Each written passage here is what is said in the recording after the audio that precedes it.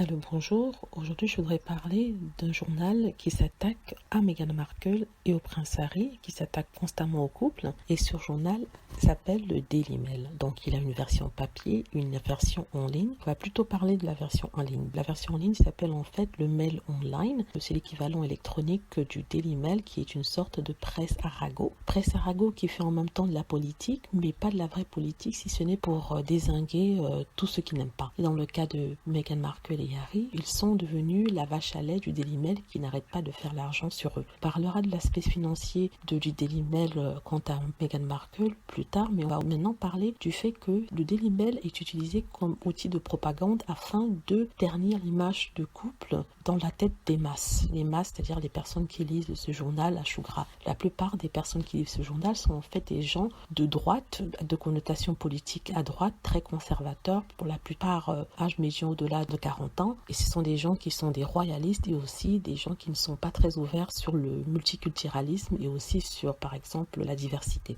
Donc, du coup, quand ils voient une Meghan Markle qui est métisse, qui vient épouser le prince Harry, ça pose problème et ça gêne. Et ils jouent dessus pour attiser les haines. Quand je dis ils jouent dessus, je parle des journalistes du Daily Mail pour attiser les haines. Et ils contrefont la vérité afin que cela puisse suivre une narrative bien cadrée, bien soignée, bien construite. C'est-à-dire, Meghan Markle est la méchante, elle vient attaquer la famille royale, elle ne respecte pas la reine, et ainsi de suite. Le problème avec ça, c'est que c'est un journal qui est distribué partout en Angleterre et qui est très respecté malgré le fait que ce soit quand même un tabloïd, une presse à chou gras. Donc, même si on sait que la plupart des choses qui sont écrites dans le Daily Mail sont forcément un peu trop exagérées et que c'est une sorte de vérité qui a été traficotée, les gens quand même respectent ça et s'en réfèrent à cela. C'est pour ça que quand vous avez une annonce dans le journal du genre oui, Meghan défie la reine, cette annonce-là, ce titre-là sera repris par tous les journaux en Angleterre, puis ensuite tous les journaux dans le monde entier. Si vous regardez bien la ligne éditoriale de certains journaux, vous verrez qu'elle ne se calque directement sur le Daily Mail. Donc ce Daily Mail-là a passé son temps à taper sur Meghan Markle et Harry. Donc sans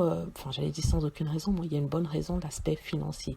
Le Daily Mail s'arrange toujours à trouver des bêtes noires sur qui taper pour pouvoir attiser les haines et faire en sorte que, voilà, avec des titres accrocheurs pour que les gens puissent cliquer, et quand ils cliquent, ils vendent leur publicité, ils font de l'argent. Donc, par exemple, aujourd'hui, on a au moins 5 reportages sur Meghan Markle, le prince Harry, et tous qui vont dans le même sens. Elle est méchante, ils sont méchants, ils sont ingrats, ils sont contre la reine. Pourtant, ils se basent sur les oui-dire des sources, les amis proches d'eux qui ont dit que, et ce n'est jamais par des faits réels et concrets. Donc voilà, c'est pour ça que toute cette machine-là est construite à base de mensonges, ce qui fait que le mensonge est poussé à l'extrême et devient de la vérité dans la tête d'un public non averti, d'un public qui veut aussi croire ça afin de mieux la détester. Donc c'est toute une machine qui se met et qui fait en sorte que la pauvre n'a aucune chance de pouvoir s'en sortir. Je ne sais pas comment elle va pouvoir le faire. De toute façon, nous sommes là pour la soutenir. Je voulais juste vous montrer ça pour dire que ce que vous lisez dans la presse française n'est qu'un ramassis ou un réchauffé de ce qu'il y a dans le Daily Mail ou le Mail Online.